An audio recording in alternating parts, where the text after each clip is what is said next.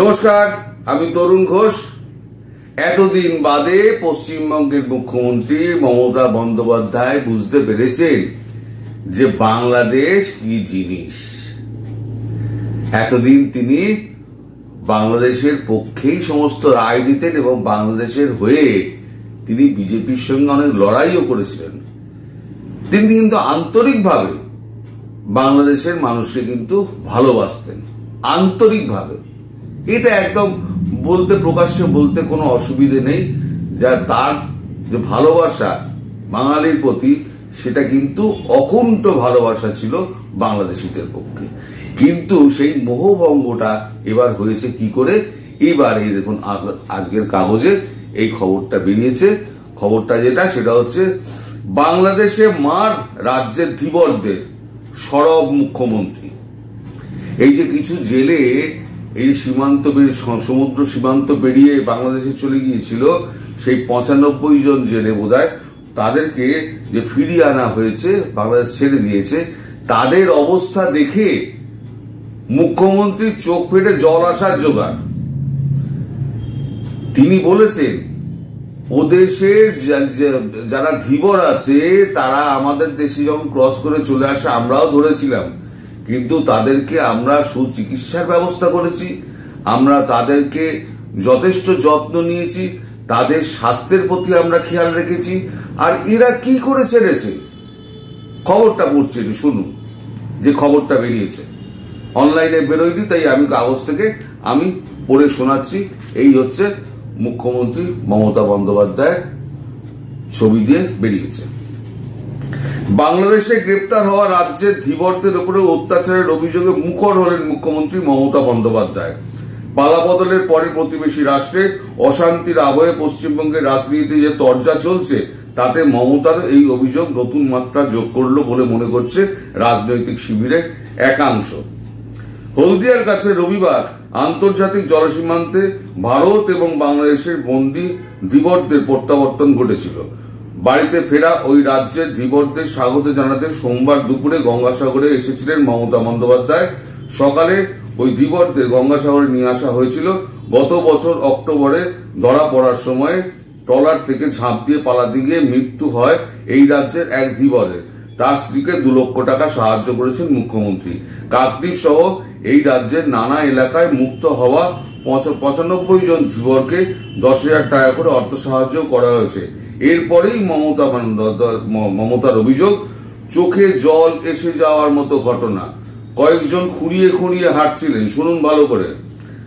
চোখে জল এসে যাওয়ার মতো ঘটনা। কয়েকজন খুঁড়িয়ে খুঁড়িয়ে হাঁটছিলেন। ওদের জিজ্ঞাসা করলাম, কেন হাঁটছো? ওরা বলতে চাননি। জানতে পারলাম যে তাদের কয়েকজনকে ধরে নিয়ে গিয়ে হাত পা বেঁধে রাখা হয়েছিল, তাদের মোটা লাঠি দিয়ে মারধর করা হয়েছিল। ফলে কয়েকজনের কোমর থেকে পা পর্যন্ত চোট, জামা কাপড় পরেছিলেন বলে বোঝা যাচ্ছিল না। প্রহৃত ধীবরদের চিকিৎসার জন্য জেলা প্রশাসনকে নির্দেশ দিয়েছেন মমতা বন্দ্যোপাধ্যায়। বাংলাদেশের ধীবরেরাও ভারতে আটকে ছিলেন, তাদের সঙ্গে রাজ্যের ব্যবহারের তুলনা টেনেছেন মুখ্যমন্ত্রী মমতা বন্দ্যোপাধ্যায়। তিনি জানিয়েছেন, বাংলাদেশের একটি ট্রলার সীমানা অতিক্রম করে এই দেশে চলে এসেছিল। সেখানকার ধীবরেরা অসুস্থ ছিলেন। মমতার দাবি, আমরা ওদের ভালো করে চিকিৎসা করাই, সুস্থ করি, খুব যত্নে রেখেছিলাম যাতে দেশ ও বাংলার বদনাম না হয়। আমরা পুরো সাহায্য করেছি। 2 দেশ মৈত্রীর বন্ধনে আবদ্ধ থাক, তাও তিনি চাইবেন বলে মমতা বন্দ্যোপাধ্যায় জানিয়েছেন। এখন এই যে বাংলাদেশের যে চরিত্র, এই চরিত্র তো আমরা সবাই জানি। মমতা বন্দ্যোপাধ্যায় শুনেছেন, কিন্তু মমতা বন্দ্যোপাধ্যায় কখনো মানতে চাননি যে বাংলাদেশের মানুষ এত খারাপ হতে পারে। তিনি মনে করতেন যে পুরোটাই হচ্ছে সোশ্যাল মিডিয়ার বানানো একটা গল্প। সোশ্যাল মিডিয়ায় যেগুলো বেরোচ্ছে সেগুলো ঠিক নয়, 100% ঠিক নয়। বাংলাদেশের অধিকাংশ মানুষ ভালো, আমিও বিশ্বাস করি বাংলাদেশের অধিকাংশ মানুষ ভালো, নইলে একদিন তো হয়নি এই জিনিসগুলো। এই 5ই আগস্টে পালাবদলের পর এই জিনিসগুলো তো হচ্ছে। ভারতের মানুষ দেখলে তাকে পেটাও।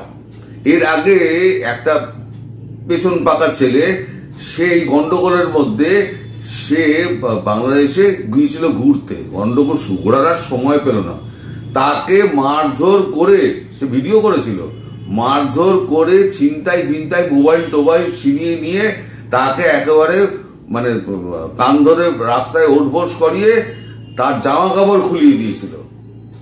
সে ছেলেটা এসে বলছে আর কাঁদছে যে আমি ঘুরতে গিয়েছিলাম, আমার এই হাল হয়েছে, আমি সারা পৃথিবী ঘুরে বেড়াই, কোনো দেশে আমার এই অবস্থা হয়নি, আজকে আমি যা ব্যবহার পেলাম আমি কিন্তু কোনোদিন ভুলতে পারবো না।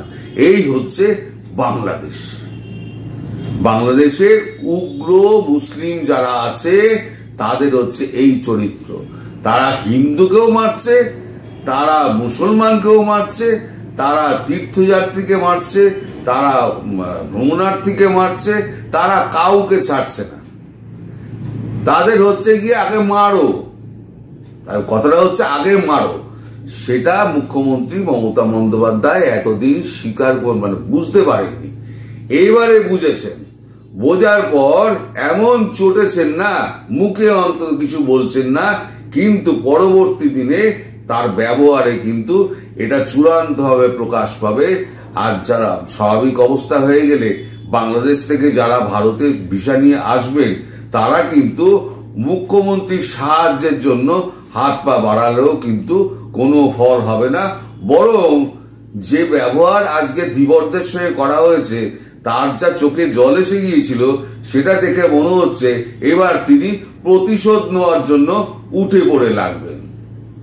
সুতরাং বাংলাদেশি যারা আছেন তারা খুব সাবধান, কলকাতা আসার ব্যাপারে কিন্তু খুব সাবধান থাকুন, এটা কিন্তু আমি পরিষ্কার বলে দিচ্ছি। সবাই ভালো থাকবেন, সুস্থ থাকবেন এবং সাবধানে থাকবেন। নমস্কার।